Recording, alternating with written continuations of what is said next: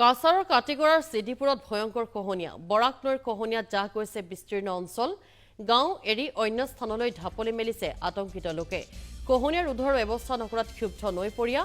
সাংসদ সুস্মিতা দেৱৰ বিৰুদ্ধে ক্ষোভ ৰাইজৰ কাটিগড়াৰ প্ৰাক্তন বিধায়ক অমৰ চান্দ জৈনৰ বিৰুদ্ধেও ক্ষোভ খহনীয়া ৰোধৰ আশ্বাস দিছিল সুস্মিতা দেৱ আৰু জৈনে প্ৰতিশ্ৰুতি পালন নকৰাত কালৰূপ লৈছে খহনীয়াই আমাদের দাবি মানতে হবে অতি সত্বর আমাদের এই ভাঙ্গন প্রতিরোধ করতে হবে এই আমরা সুস্মিতা দিয়া ইয়া দেখিয়া গেছো নমর জৈনা আসলা তাইনও দেখিয়া গেছো কিন্তু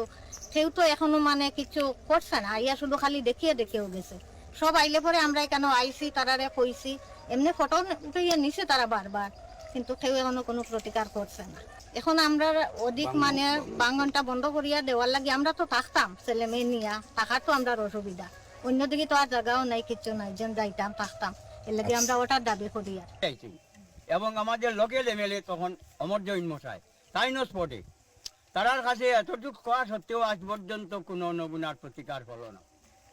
আজ পর্যন্ত আমাদের বাড়ি ভাঙ্গিয়ে যাইতেছে মানুষ একরকম কত মানুষ উঠছে দুই এখান থেকে সরিয়া গেছে কিন্তু এই এরিয়া কি এরিয়া নাই 180 180 180 পরিবার